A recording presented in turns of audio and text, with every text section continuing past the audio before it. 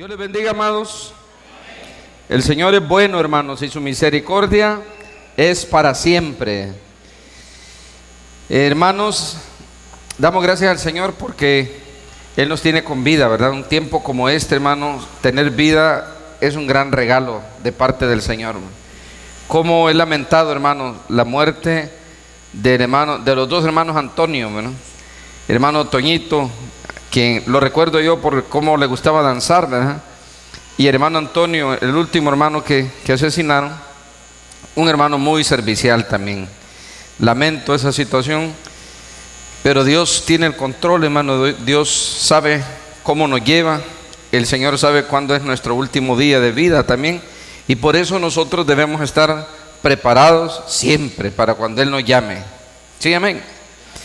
Muy bien, hermanos, vamos a leer una porción de la Escritura, porque nuestra vigilia de hoy se trata acerca de que en Cristo estamos completos nosotros. Vamos a leer Colosenses 2, del 8 al 10. Y dice de la siguiente manera: mirad que nadie os engañe por medio de filosofías y huecas sutilezas, según las tradiciones de los hombres, conforme a los rudimentos del mundo y no según Cristo. Porque en Él habita corporalmente toda la plenitud de la deidad. Y dice el versículo 10: y vosotros estáis completos en Él, que es la cabeza de todo principado y potestad. Oremos un momento. Padre, queremos darte toda gloria y toda honra, porque solo tú eres digno, Señor, de ser exaltado. Esta noche, Señor, queremos pedirte que tus ángeles, Señor, guarden nuestra vida, Señor, que nos acompañen, Señor, en el tiempo que estamos aquí también de regreso, Señor. Padre, te quiero suplicar que tu Espíritu Santo también, Señor, se mueva en medio de nosotros en esta vigilia, Señor. Que el Espíritu nos consuele, nos edifique, nos redarguya, Señor. Que tu Espíritu nos guíe hacia la verdad. Enséñanos la palabra, Señor, y dale fundamento a nuestra fe, Señor. Y Padre, ayúdanos a entender que en Cristo estamos completos, que en Él no necesitamos nada, porque fuera de Él no hay absolutamente nada que podamos desear, Señor. Bendícenos y háblanos. Te lo pedimos todo, Señor, en el nombre maravilloso de tu Hijo amado, nuestro Señor Jesucristo. Amén, Señor, y amén. Gloria a Dios. Como ven, hermanos, hemos leído la carta de Pablo a los Colosenses en el capítulo 2, versículos del 8 al 10.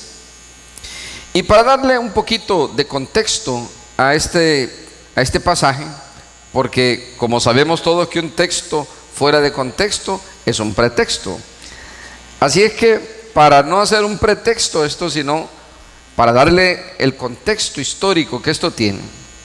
Los colosenses, hermanos, siendo gentiles, es decir, no eran judíos, siendo gentiles, habían sido fuertemente influenciados, al igual que los efesios, por las enseñanzas de tres grandes corrientes del judaísmo. Quiero decirles que según Josefo, un historiador del siglo I, Flavio Josefo Vespasiano, cuando la Biblia habla de filosofías, es decir, cuando Pablo habla de filosofías, se está refiriendo a las únicas tres corrientes de pensamiento que en aquel entonces eran reconocidas como tales, es decir, como filosofía. Hoy día, hermano, la gente le llama filosofía a cualquier disparate, a cualquier locura, pero en la época que Pablo escribió estas palabras, cuando se hablaba de filosofía, se hablaba de pensamientos bien estructurados, con fundamentos, por lo menos desde el punto de vista de ellos, fuertes, aunque no necesariamente verdaderos. Entonces ellos reconocían como filosofía el pensamiento de los saduceos, era el primero. Ese era lo primero que ellos reconocían como filosofía, el pensamiento de los saduceos.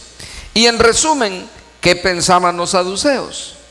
Quiero decirles que el gobierno en Israel en la época de Jesús y en la época de Pablo, por tradición siempre estuvo formado por 70 o 72 ancianos, a partir de que Dios le dijo a Moisés que escogiera 70 ancianos y pusiera sobre ellos de su dignidad, y que el Señor les daría el espíritu para dirigir. Era el grupo de ancianos quienes tomaban las decisiones más importantes. Pero resulta que ese grupo de ancianos estaba formado también por gente que tenía un pensamiento político, y además de eso era gente que tenía muchos recursos económicos. Los dos grupos mayoritarios, en primer lugar, eran los saduceos. Los saduceos tenían algunos pensamientos que no estaban basados en la Biblia. Quiero decirles que tanto ellos como los otros que voy a mencionar eran en aquel entonces fuertemente influenciados por libros apócrifos. Apócrifo significa un libro no inspirado por Dios. Siempre han tenido algunos libros que ellos les dan igual importancia o más en algunos casos que a la palabra misma. Por ejemplo, hay un libro que se llama el Talmud. El Talmud lo que hace es recoger todas las costumbres y tradiciones del judaísmo.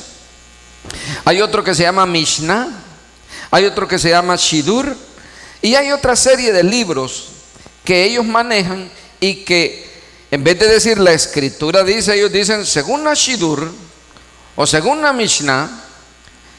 Tanto así que, por poner un ejemplo, en el capítulo 8 de Juan, cuando casi al final,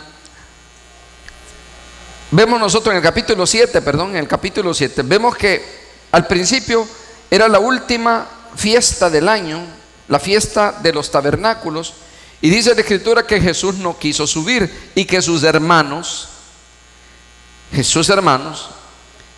le dijeron: ninguno que quiere darse a conocer hace las cosas que tú haces en secreto. ¿Por qué no subes y te das a conocer allá?, le dijo en Jerusalén. Y Jesús les dijo: mi hora no ha llegado. En cambio les dijo: la hora de ustedes es cualquier hora. Es decir, Jesús se mueve, hermano, pero milimétricamente. Es una forma de decirlo. Yo sé que el tiempo no se mide en milímetros, pero se mueve, hermanos, con precisión según el plan de Dios. Porque dice, la fiesta duraba 7 días y Jesús les dijo: suban ustedes, mi hora no ha llegado. Y entonces dice que él decidió, días después él decidió subir a la fiesta, y subió encubiertamente. No es que iba con máscara ni tapado. Encubiertamente significa que transitó por caminos y veredas que no eran muy usuales para llegar a Jerusalén. Entonces él hace su aparición a mediados de la fiesta, así dice la escritura. Llegó a la mitad de la fiesta y apareció en el templo. Cuando digo apareció, no es que de repente, no, llegó al templo y se quitó su manto probablemente, y la gente lo vio. Y entonces dijeron los de Jerusalén, los jerosolimitanos que estaban ahí, dijeron que no es este el que buscan para matarlo, porque dice que Jesús se puso en el templo a enseñar. Probablemente estaba en el atrio de los gentiles y él se puso ahí a enseñar. Y las enseñanzas de Jesús eran contrarias al pensamiento de los saduceos y eran contrarias al pensamiento de los fariseos. Entonces dice el capítulo 7 que unos judíos que estaban ahí de Jerusalén, es decir, eran jerosolimitanos, dijeron: bueno, ¿y por qué este hombre habla abiertamente y los gobernantes no dicen nada? Y dice el mismo capítulo 7: ¿o será que nuestros gobernantes han aceptado que este es el Mesías? Pero ellos mismos se respondían, y aquí viene el ejemplo por el cual les estoy citando lo del pensamiento de los saduceos. Ellos dijeron: no, nadie, oiga el carácter universal de esa afirmación, nadie puede saber ¿De dónde ha de venir, dónde ha de nacer el Mesías? Pregunto, hermanos, ¿es cierto eso? ¿La Biblia dice dónde habría de nacer el Mesías o no dice dónde habría de nacer? Claro que lo dice. Mateo capítulo 2, versículos del 1 al 6, dice que cuando llegaron los magos del oriente, le dijeron a Herodes: hemos venido a adorar al rey que ha nacido en Belén. Y dice que Herodes mandó a llamar a los sacerdotes, es decir, eran los mismos saduceos y fariseos. Mandó a llamar a los sacerdotes y a los escribas y les preguntó dónde habría de nacer el Cristo. Y ellos le respondieron: en Belén de Judá. Pero el capítulo 7, volviendo, los saduceos que estaban ahí decían: nadie puede saber dónde ha de nacer el Mesías. Y a este decían, y a este lo conocemos. Ya sabemos que es de Galilea. Unos versículos atrás habían dicho, y que no es este el carpintero, pues, que no es el hijo de José al que nosotros conocemos. Entonces ellos dijeron: nadie puede saber dónde ha de nacer el Mesías. Y este sabemos dónde nació. Conclusión: este no es el Mesías.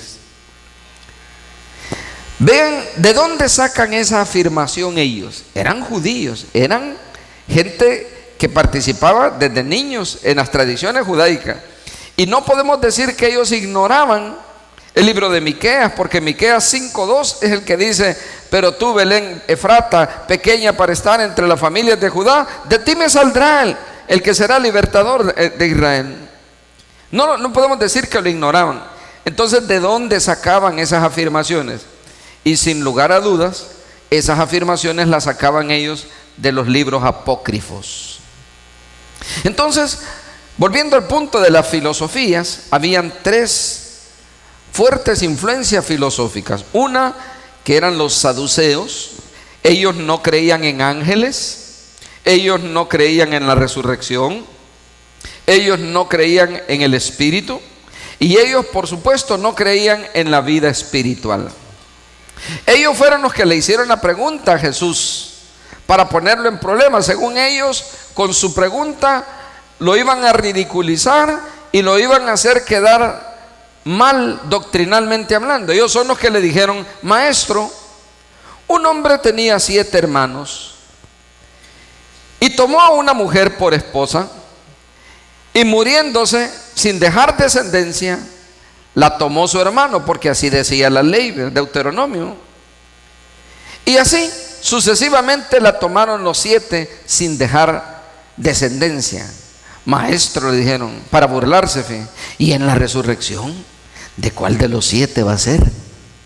Según ellos, con eso iban a poner a Jesús contra la espada y la pared, y Jesús se iba a rascar la cabeza y le va a decir: siga, porque del primero van a protestar los otros 6, del último, porque es el último que estuvo con él, no, va a haber pleito también. Según ellos, Jesús iba a rascar la cabeza y le va a decir: miren, no había pensado en eso, entonces sí, corrijan, quizás no hay resurrección. Según ellos, Jesús les iba a decir eso. Pero Jesús lo que les dijo: erráis ignorando las escrituras. ¿Por qué? ¿Cómo es que un judío ignoraba las escrituras? Hermano, ignoraba las escrituras porque los saduceos no se basaban en la escritura, sino que se basaban en otros libros. Erráis ignorando las escrituras y el poder de Dios, les dijo, porque en la resurrección ni se casarán ni se darán en casamiento, sino que serán semejantes a los ángeles de Dios. Y en cuanto le dijo, en cuanto a lo de la resurrección, oíste que fue dicho: Dios de Abraham, Dios de Isaac y Dios de Jacob. Y Dios le dijo al Señor: no es Dios de muertos, Dios es Dios de vivos. Así que si Dios es Dios de Abraham, Abraham está vivo o va a resucitar. Isaac ha de resucitar, Jacob ha de resucitar. Así es que dice que se maravillaban. ¿Y cómo no se iban a maravillar, hermano? Fíjense que en esa misma fiesta del capítulo 7 de Juan, es divertido porque el pueblo decía: bueno, ¿y los gobernantes por qué no hacen nada, pues? Porque este hombre enseña contra nuestras doctrinas y los gobernantes no hacen nada. La mayoría de gobernantes eran saduceos. Y entonces dice que mandaron unos alguaciles. Alguaciles son oficiales. Mandaron unos alguaciles, los saduceos y los fariseos, y les dijeron: vayan y prendan a ese hombre y lo traen. Eso sucedió el último día de la fiesta.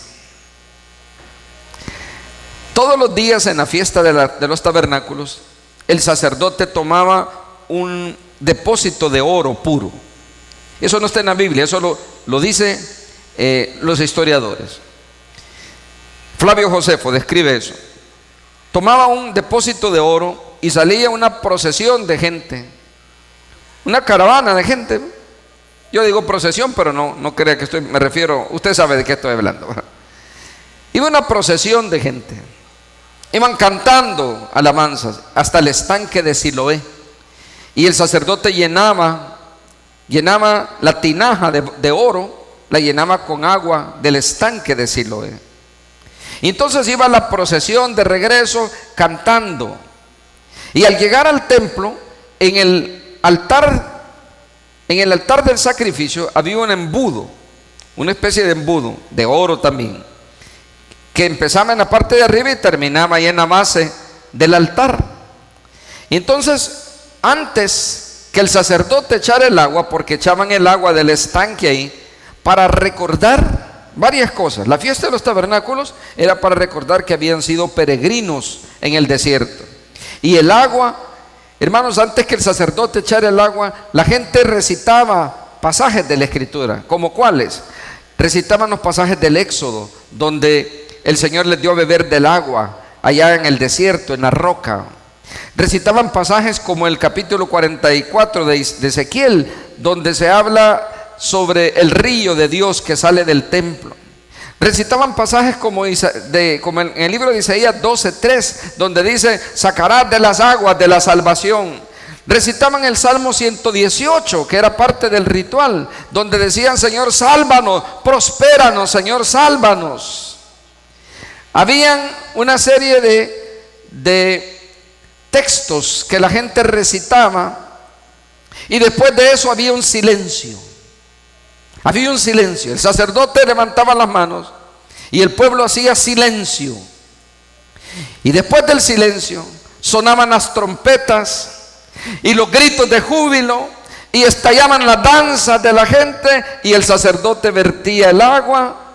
Y daban gracias a Dios por las cosechas, daban gracias a Dios porque Dios les daba el agua para calmar su sed, y daban gracias a Dios porque ellos consideraban que eran el pueblo a quien Dios le había dado las aguas de la salvación.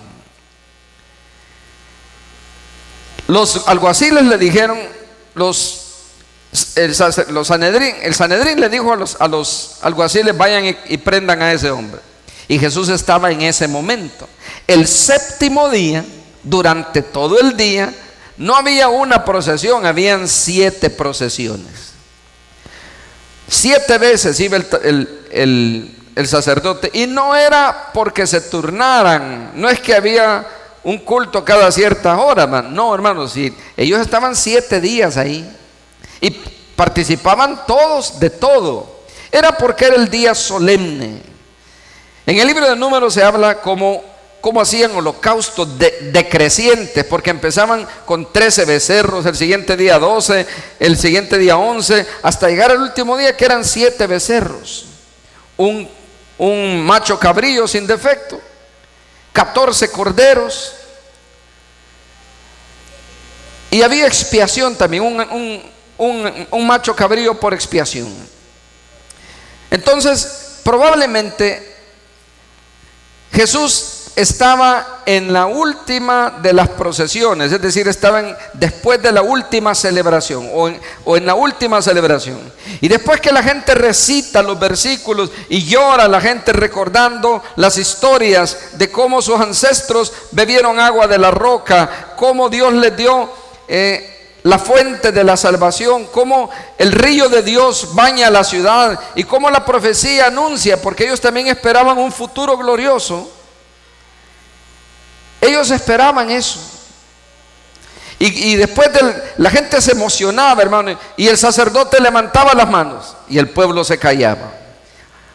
Probablemente así lo creo yo, hermano, que en ese momento en que el pueblo se callaba, dice la Escritura que Jesús se puso de pie y alzó la voz y le dijo a la gente que había oído todos esos versículos: si alguno tiene sed, venga a mí y beba. El que cree en mí, como dice la Escritura, de su interior correrán ríos de agua viva. Y ahí estaban los alguaciles. Ahí estaban los alguaciles a los que les habían dicho: vayan y prendan a Jesús. Y entonces los alguaciles, dice la Escritura, que regresaron al Sanedrín, regresaron donde los saduceos y los fariseos, y le dijeron los ancianos, ¿no? Bueno, ¿y dónde está Jesús? ¿Y por qué no lo capturaron? Y dice la Escritura, no dice esos detalles, pero yo me imagino, hermano, que los que se rascaron la cabeza han de haber sido los alguaciles y le dijeron: miren, señores, ustedes, ¿por qué no lo han oído hablar? Ningún hombre ha hablado así. ¿Cómo es eso que mandan a soldados, mandan a guardias a capturar a alguien y regresan y dicen: miren, ustedes nunca lo han oído hablar? Ninguno ha hablado así. Y dice que los ancianos se sorprendieron y le dijeron: ¿acaso ustedes también han sido engañados por ahí? Ninguno ha hablado así, le dijeron. Ya antes Pedro había dicho: tú tienes palabras de vida eterna. Hermanos, ¿por qué les sorprendía? ¿Por qué el argumento fue: ninguno ha hablado así? Hermanos, porque los saduceos, era con quienes estaban hablando, ellos tenían doctrinas basadas en filosofías, basadas en su propio razonamiento. Así es que cuando Pablo habla: mirad que nadie os engañe con filosofías, en primer lugar, se está refiriendo al pensamiento de los saduceos. Pero también había una segunda filosofía, la filosofía de los fariseos. Los fariseos, hermanos, su característica, usted lo sabe, eran hipócritas. El fariseo habla y habla y habla. Ellos sí se basaban en la ley. Ellos sí se basaban en la ley. Y por eso es que ellos se consideraban gente muy celosa. Ellos se basaban en la ley, pero en una interpretación literalista de la ley. Por eso es que a ellos siempre les costó entender las palabras de Jesús. Cuando Él les dijo: el que no come mi carne y no bebe mi sangre no tiene parte en el reino. Ellos se sorprendieron y dijeron: ¿cómo crees que vamos a comer la carne de ese hombre y a beber su sangre? Y dice el capítulo 6 de Juan que Jesús les explicó y les dijo: miren, la carne para nada aprovecha, hombre. Las palabras que yo les he hablado son espíritu y son vida. Desde entonces dice que muchos discípulos ya no le seguían. Y entonces se volvió a los 12 y les dijo: ¿acaso quieren irse ustedes también? Y Pedro fue entonces que le dijo: Señor, ¿a quién iremos? Si tú tienes palabras de vida eterna y nosotros hemos creído y sabemos que tú eres el Cristo, el Hijo de Dios. Así es que los saduceos, hermanos, ellos eran gente muy ritualista. Jesús los acusa en Mateo 23 de toda su filosofía. Le gustaba ser prosélitos, es decir, el proselitismo, hermanos, que ellos hacían era conquistar gentiles para convertirlos al judaísmo. Eso se llamaban prosélitos. En la lista de los servidores que aparecen en Hechos capítulo 7, dice que había uno que era prosélito de Antioquía. Es decir, era antioquiano, no era nacido en Israel, sino que eso le llamaban prosélitos. Y Jesús les dice: ay de vosotros, escribas y fariseos hipócritas, porque recorren tierra y mar para ser un prosélito. Se esfuerzan ustedes por convertir a la gente a la fuerza al judaísmo, Y lamentablemente en nuestro país hay gente así, ¿no? Yo a veces me encuentro con gente que anda a su kipá aquí. Y usted le mira de perfil y le ve el gran perfil maya, ¿va? Nada que ver con el perfil israelí, ¿va? Usted le ve el perfil maya, ¿va? El perfil pipil. Y entonces, ¿por qué se pone eso? Hermano, porque es una señal de obediencia al Eterno. Mire, hermano, la señal de obediencia no se pone aquí en la cabeza. La señal de obediencia es simplemente obedecer. Así es que los fariseos eran expertos en hacer prosélitos. Y Jesús les dijo, y cuando hacen un prosélito, lo hacen 2 veces más hijo del infierno que ustedes, le digo. Hipócritas, le dijo, porque ustedes ni entran al reino ni dejan entrar a nadie. Creo yo, hermano, que había mucha influencia de este pensamiento tanto en los efesios como en los colosenses. Y el tercer grupo, la tercera filosofía, que al parecer era la que más influencia había tenido en los colosenses, más que el judaísmo de los saduceos y que el judaísmo de los fariseos, ahora era una mezcla de judaísmo con otras religiones, y que eran gente muy fuerte filosóficamente hablando en la época que Pablo escribe. Eran los esenios. Ellos eran parte también del Sanedrín. Eran la minoría, pero era gente muy económicamente muy poderosa. Los esenios, ellos no creían en la doctrina de los saduceos, ni creían en la doctrina de los fariseos, y ellos decían que no solo la ley de Moisés era la palabra de Dios, que habían otras fuentes. Por ejemplo, ellos aceptaban una doctrina de una religión que se llamaba Zoroastro.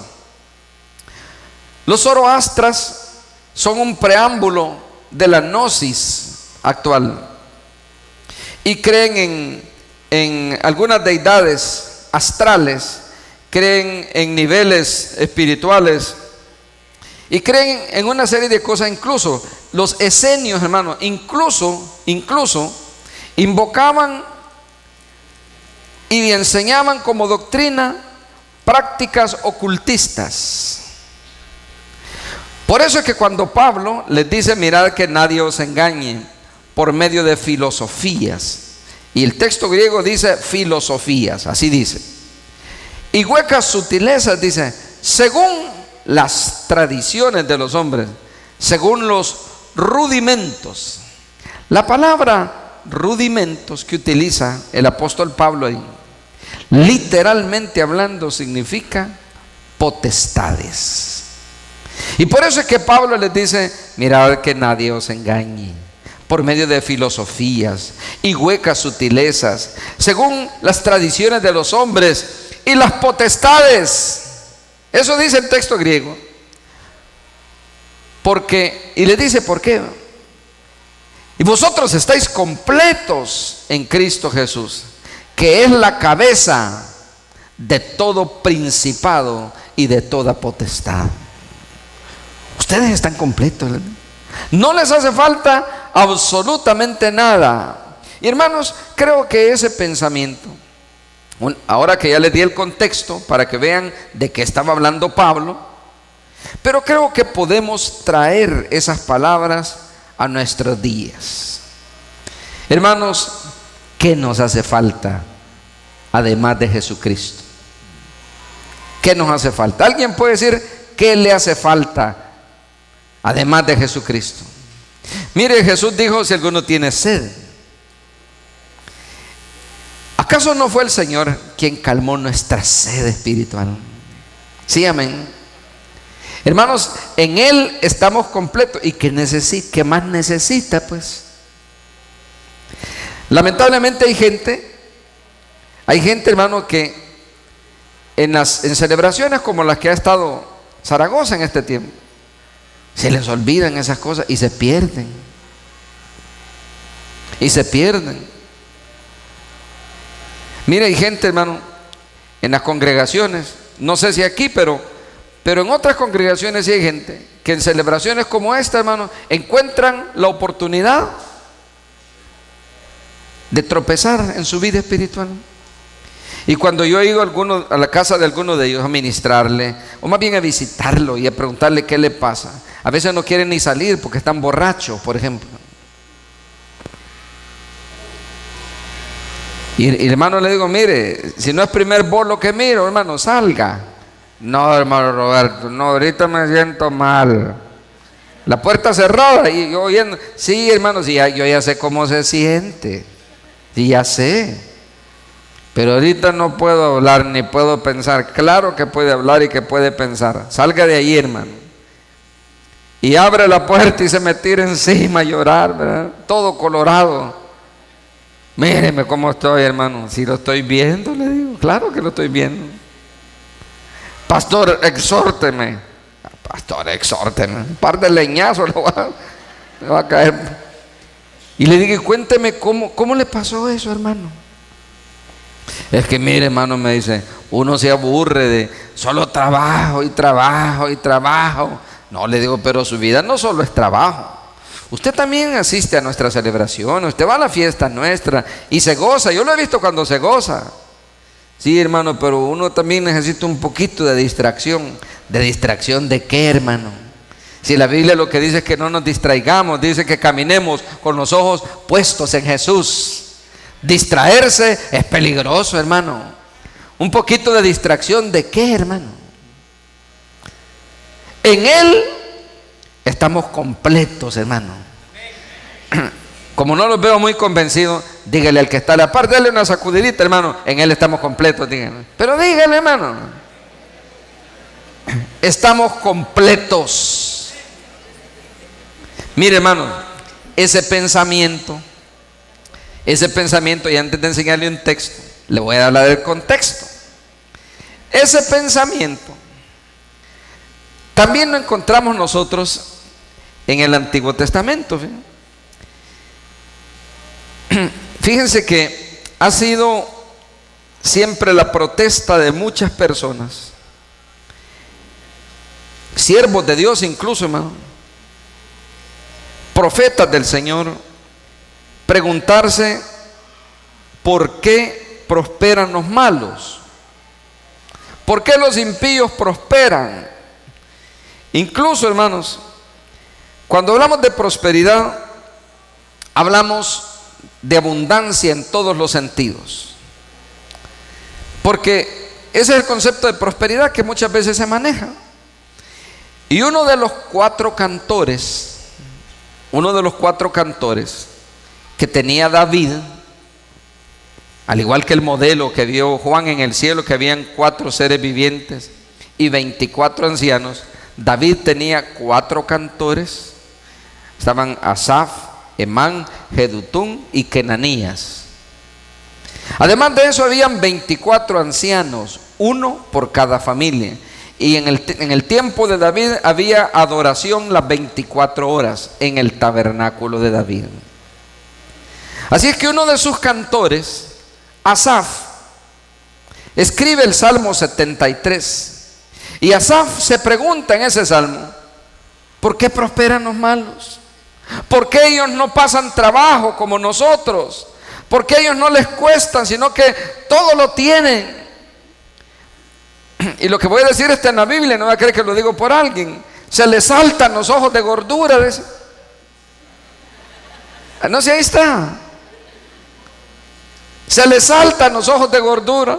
No pasan trabajo como el resto de los mortales. ¿Por qué? Decía Asaf. Pero dice el mismo Salmo, en el versículo 11, si no me equivoco, hasta que entré en el santuario, dice. Hasta que entré en el santuario. Es decir, que Asaf, cuando decía esas cosas, lo decía fuera del santuario. Es decir, a lo mejor como que se había enfriado un poco, tal vez había dejado de reunirse, porque no era el único cantor, él habían otros cantores, eran 4 cantores. Pero dice él, hasta que entré en el santuario. Y el Señor le dio revelación a su vida. Fíjense que le iba a enseñar solo el versículo 25 de ese salmo, pero quiero que mejor veamos una parte del salmo, Salmo 73.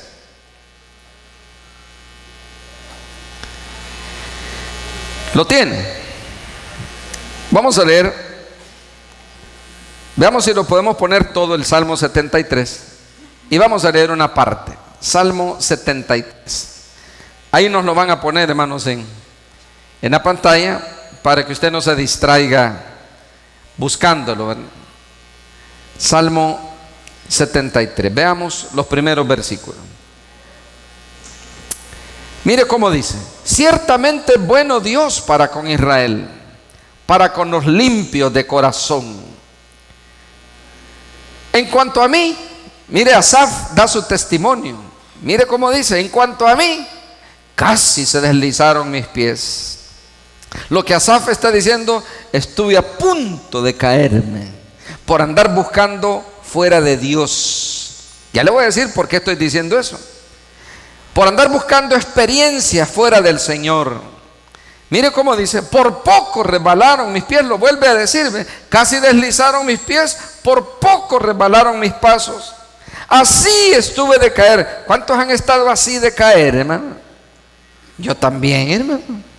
Por poquito, y no voy a creer que de las gradas. Usted sabe de qué estamos hablando, ¿verdad?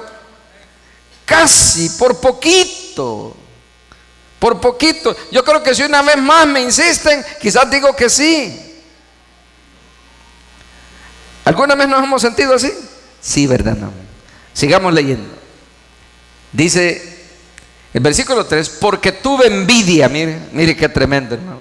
Tuve envidia de los arrogantes, viendo la prosperidad de los impíos.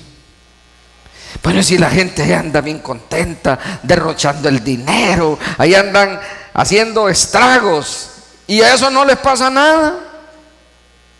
No, hombre, algunos dirán: ¿no será que está más bonito allá afuera que aquí? ¿No será mejor allá afuera que aquí? Él tuvo envidia de esa gente. Versículo 4: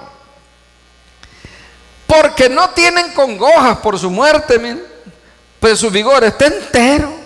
Bien enterones los miro, miren. Entre más chupan, más fuertes los miro. Así piensa, así pensaba Asaf. No tienen congojas, es decir, eso, no se preocupan por su muerte, están bien fuertes. Versículo 5: no pasan trabajos como los otros mortales, ni son azotados como los demás hombres. Está hablando Asaf de lo que cuesta ganarse el dinero y ganarse la vida, y dice: y estos no pasan trabajo, estos bien galán andan ahí. Versículo 6: por tanto, la soberbia los corona, se cubren de vestido de violencia. Los ojos, ahí está, miren, se les saltan de gordura. Logran con creces los antojos del corazón. Si uno a veces para comprarse un antojito, hermano, lo piensa y lo repiensa, ¿cierto o no, hermano? Y hasta a veces hasta consulta: mira, compráramos esto. No, le dice la esposa, ¿eh? No, hombre, nos va a hacer falta después. Solo una vez, hombre. Si mira un bocadito, bueno, hagamos el esfuerzo, hagámoslo pues. Pero estos dicen, estos se les saltan los ojos de gordura, logran con creces los antojos del corazón. Sigamos leyendo. Se mofan y hablan con maldad de hacer violencia, hablan con altanería. Sigamos leyendo. Ponen su boca contra el cielo y su lengua pasea la tierra. Es decir, miren, estos con su boca hablan en contra de Dios y su lengua habla de toda la tierra. Hablan lo que les da la gana de quien quieren. Son lengua suelta y no les pasa nada. Versículo 10: por eso Dios hará volver a su pueblo aquí, y aguas en abundancia serán extraídas para ellos. Versículo 11: y dicen: ¿cómo sabe Dios? y hay conocimiento en el Altísimo. ¿Cómo va a saber Dios eso? Eso es lo que dicen los soberbios. Y Asaf está diciendo: yo tuve envidia de ellos. Sigamos leyendo. He aquí, estos impíos, sin ser turbados del mundo, alcanzaron riqueza. Leamos más. Verdaderamente en vano he limpiado mi corazón. Mire lo que decía Asaf: yo en vano he limpiado mi corazón y lavado mis manos en inocencia. En vano, si por gusto. Yo veo que antes, mire, hay gente que dice: antes que no me congregaba, me iba mejor, fin. Tenía mi carrito, tenía mi negocio, tenía dinero. En vez de una mujer tenía 2 o 3. En vez de un hogar tenía varios. Me iba mejor. Así dicen algunos. Y hoy que estoy en el Señor, mire, como decimos un buen salvadoreño: coyol quebrado, coyol comido. Hoy no me va tan bien. Eso es lo que decía Asaf. Yo por gusto he limpiado mi corazón. ¿No será mejor estar ahí afuera? Mire, ese pensamiento siempre ha perseguido a los hijos de Dios. Se recuerda Números 14, cuando salieron de Egipto, se reunieron y le dijeron a Moisés, dice que nombraron capitanes y dijeron: regresémonos a Egipto.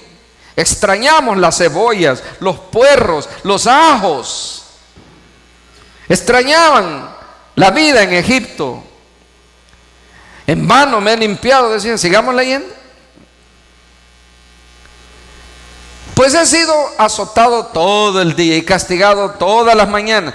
Él, hermano, era un cantor, no es que lo hayan golpeado. Él está hablando, hermano, de lo que cuesta ganarse la vida para él.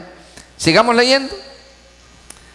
Si dijera yo, hablaré como ellos. He aquí, a la generación de tus hijos engañaría. Voy a aprender a hablar como hablan ellos. Cuando pensé para saber esto, fue duro trabajo para mí. Miren. Dice Asaf: me puse a pensar y eso fue duro trabajo para mí. Veamos el siguiente versículo. Ahí está, miren. Hasta que entrando en el santuario de Dios, comprendí el fin de ellos. Y hoy sí nos vamos a ir al versículo 25. Porque yo les dije que el pensamiento de que el Señor es el que lo llena todo, también está en el Antiguo Testamento. Mire lo que dice: ¿a quién tengo? Ese es el razonamiento de Asaf. ¿A quién tengo yo en los cielos sino a ti, Señor? Y fuera de ti, nada deseo en la tierra. Mire qué tremendo pensamiento, hermano. Podemos decirle al Señor: Señor, fuera de ti, nada deseo en la tierra.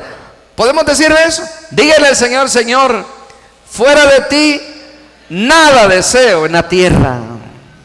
¿Sabe por qué, hermano? Porque Él es el que lo llena todo. En todo, hermano. En Él estamos completos. En Él estamos completos porque Él es la cabeza de todo principado y de toda potestad. El apóstol les advierte entonces: mirad que nadie os engañe. Y hermanos, él habla de 2 fuentes de engaño.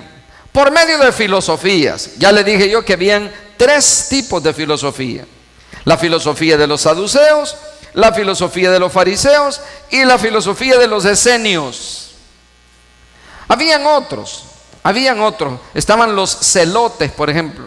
Pero eso era una minoría que realmente no tenía mucha influencia. Es más, uno de los discípulos de Jesús era celote. Los celotes, la palabra celote viene de celó, que quiere decir celoso. Esta gente eran, hermanos, equivalente a los que hoy dicen: hermano, es que nosotros somos ceñidos en la doctrina. Usted ha oído gente que dice así, hermanos, que ellos dicen que no vuelven a ver nada ni nadie, que son gente muy pura. Eso es lo que ellos pensaban. Pero ellos no tenían tanta influencia. Y Pablo les advierte más en contra de los esenios, porque ellos mezclaban las enseñanzas bíblicas y talmúdicas y de otros libros apócrifos con enseñanzas del ocultismo. Mire, hermano, parece broma, pero en la iglesia evangélica muchas veces se deja arrastrar por esas cosas. Yo he tenido gente en la iglesia que llega y me dice: hermano, ¿me puede dar unos minutos para dar testimonio? Gente de la congregación. Y le digo: pero cuénteme antes el testimonio, por las experiencias que he vivido, hermano. Ay, hermano, mire, es que, ay, mire cómo me pone la piel, me dice, de solo recordarme. Ajá, cuénteme. Fíjese, hermano, que yo estaba con un dolor que le hacía por aquí y me contestaba por aquí, decía por aquí y me correspondía de este lado. Ah, de verdad, hermano. Y fui, mira, donde una hermana, y ya me dijo el nombre de la hermana famosa. Y fíjese, hermano, que mire, desde que me vio me dijo, a vos te han hecho mal. Y yo la miro y digo, sí, es un poco mal hecha la hermana. Pero no se refería a eso.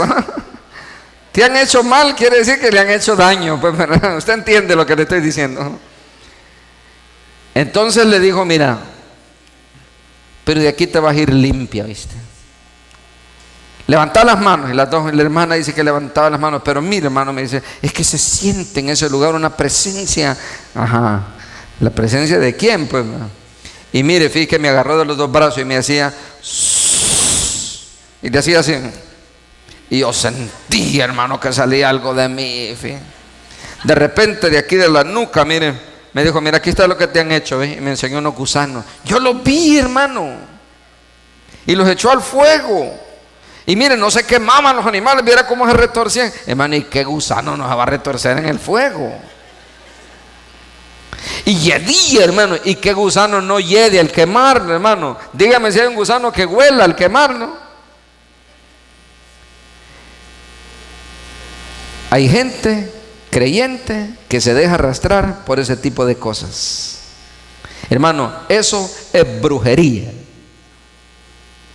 Enséñame un texto, enséñame una parte en la Biblia en la que Jesús le haya sacado gusanos a alguien o le haya sobado y...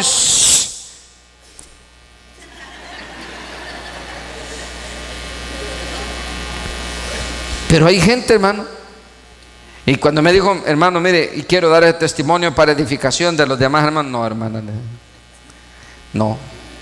Lo que vamos a hacer es que después de la celebración se queda y que vamos a hablar de eso. Gracias a Dios no se fue el hermano, yo creí que se iba a ir, fíjate. Gracias a Dios que se fue. Y eso fue hace bastante. Hoy cuando hablamos de eso, ella se avergüenza y me dice, ay, hermano, ya no se acuerde de eso, man.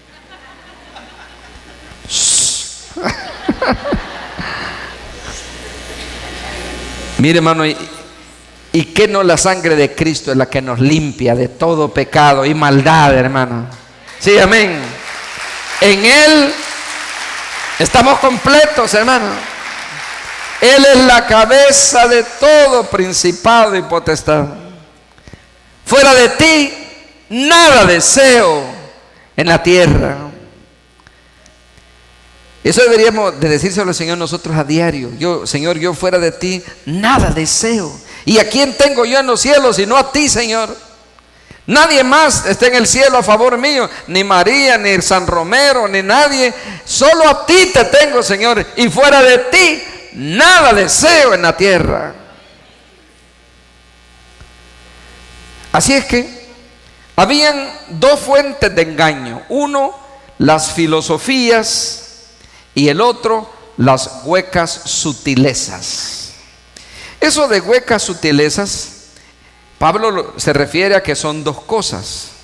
Una son las tradiciones humanas, y Pablo les dice las tradiciones de los hombres. Mirad que nadie os engañe con filosofías y huecas sutilezas, según las tradiciones de los hombres. ¿Por qué Pablo habla de tradiciones de los hombres? ¿Por qué Pablo no solo dijo según las tradiciones?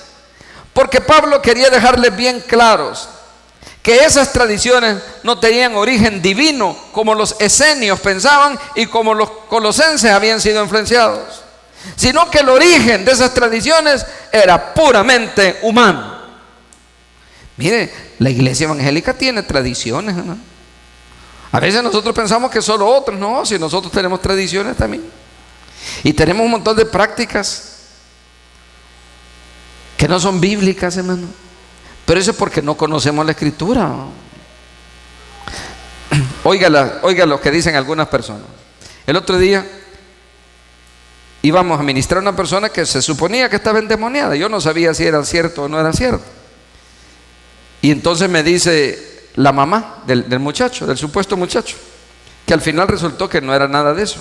Hermano Roberto me dijo, mire, pero antes que usted me dijo, ministre a mi hijo, porque lo tenían encerrado, yo no lo había visto. Ajá, yo quisiera, hermano, me dice que ore por nosotros. Y yo le quiero abrir mi corazón. Yo le quiero decir, hermano, que yo ando en pecado también, fin. Pero hermana, le digo, ¿y por qué me dice eso? Ahí platicamos otro rato de eso. No, hermano, es que mire, y si se sale el animal ese y se mete en mí.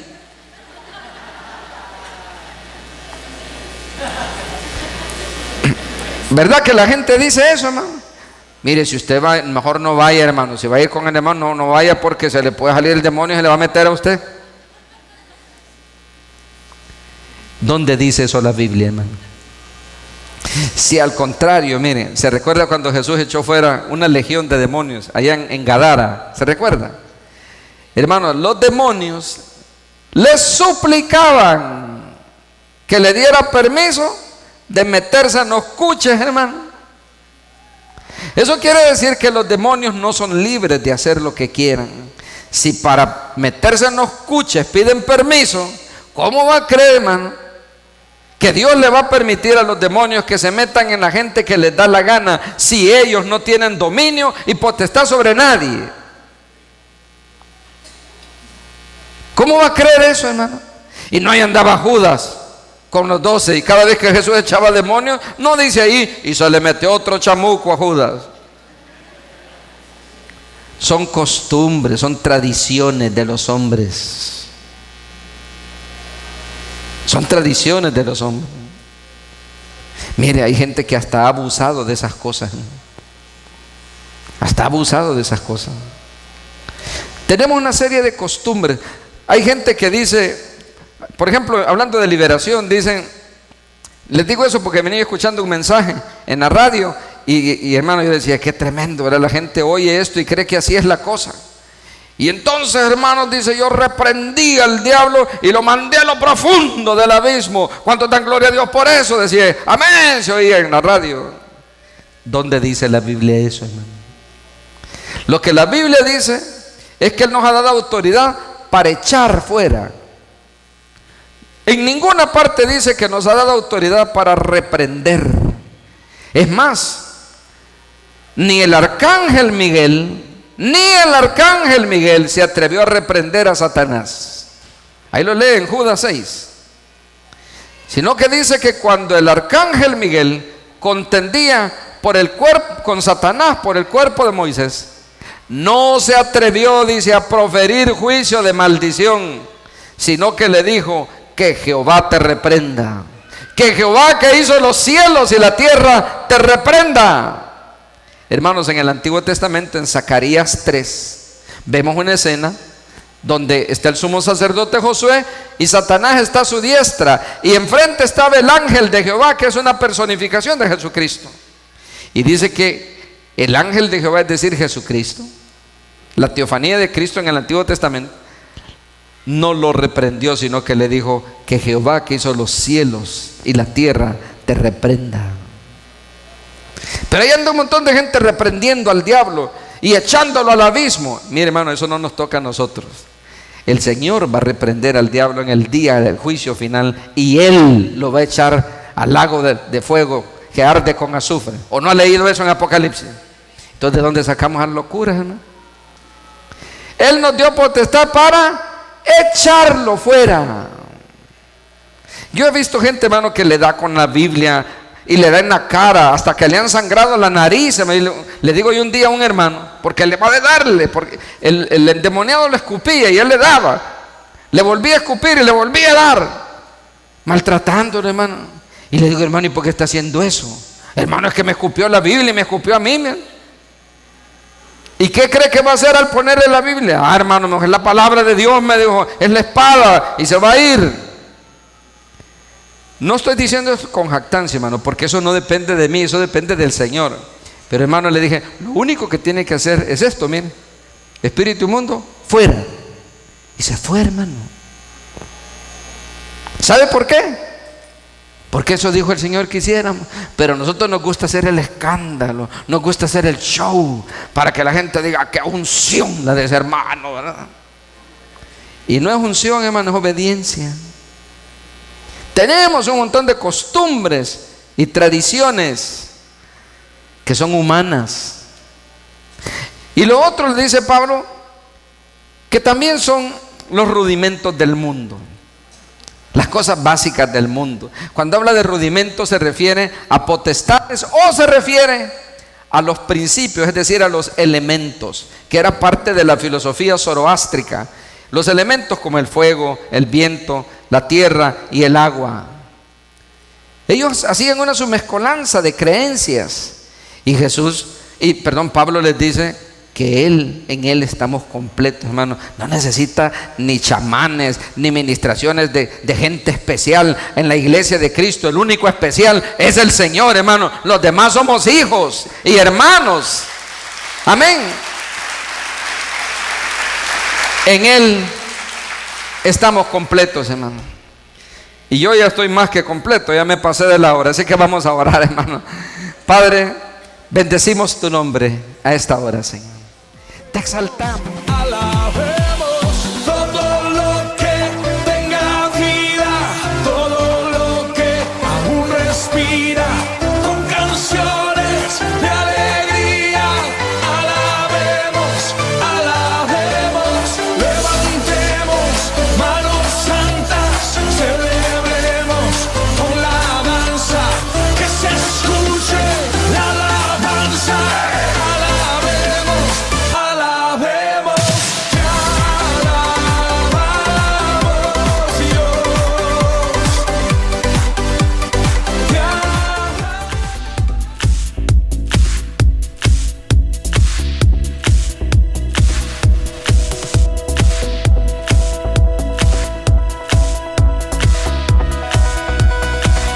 Roto estaba mi corazón, pero tu mano me rescató.